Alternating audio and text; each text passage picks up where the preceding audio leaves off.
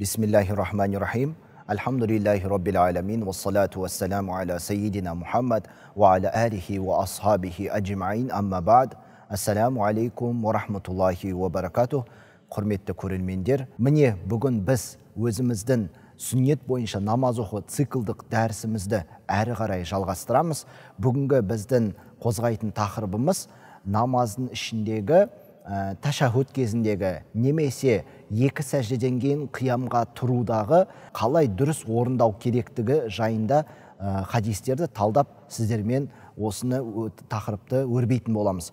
Олай болатын болса, мына бір хадиске көңіл аударайық. Бұл хадисте ан Абдуллах ибн Умар радиаллаху анхума мин суннати салати ан тансиба қадам al-юмна вастақбалуху би асабиахал қиблата вал джулусу алал юсра деп келеді.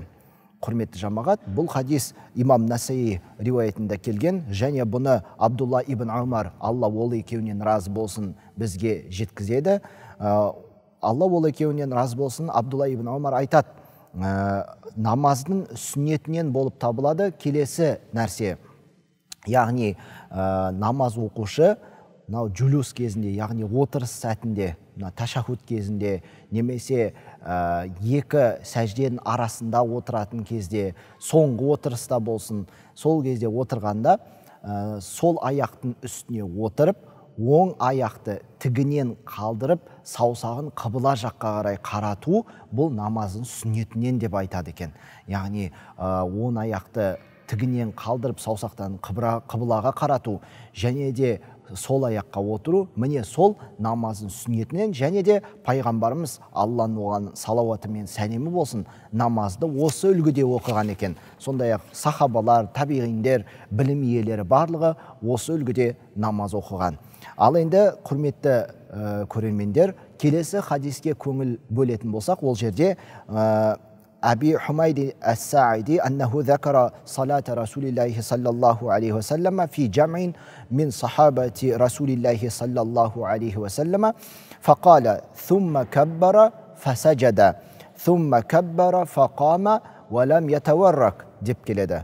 Бұл хадис, құрметті көрермендер, Абу Дауд және Ибн Хиббан риуаятында келтірілген, сондай-ақ Ибн Абидиннің хашиясында да келтірілген хадис, және бұл хадис Ибн Хаджардың пайымдауынша сахих хадис болып есептелінеді деп келтіріледі.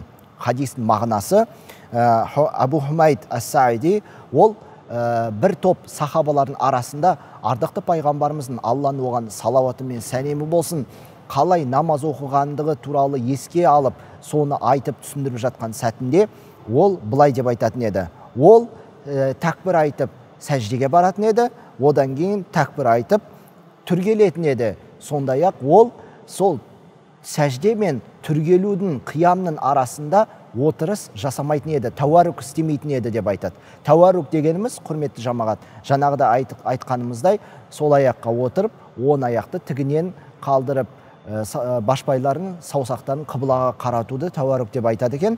Міне осылай жасамастан сәждеден тікелей қиямға түргелетін еді деп айтады. Бұл хадис, құрметті көрермендер, Абу Дауттың риуаятында келтірілген, Уайл ибн Худжр, Алла одан разы болсын, пайғамбарымыздың Алланың оған салауаты мен сәлемі болсын, намазды қалай оқыған екендігін сипаттап айтқан сәтінде де тура жаңағыдай түсіндірмемен түсіндіріп айтып өткен болатын. Бұны айтудағы себебіміз, құрметті көрермендер, кейбір біздің арамыздағы намаз оқитын бауырларымыз мынау екі сәждеден қиямға тұрған сәтінде олар былайша айтқанда бірінші ракағаттан кейін немесе үшінші ракағаттан төртінші ракағатқа түргеліп жатқан сәтінде олар жаңағы сәждеден кейін отырады да кейін барып қиямға түргеледі. Ал негізінде мына жаңағы хадиске сүйенетін болсақ, осы хадисті негізге алатын болсақ, және оның сахих екендігіне назарға алатын болсақ, негізі дұрыс сүннет бойынша оқылу тәртібі және үлгісі ол екі сәждеден кейін қиямға тікелей түрегеп кету керектігін біз ұғынамыз.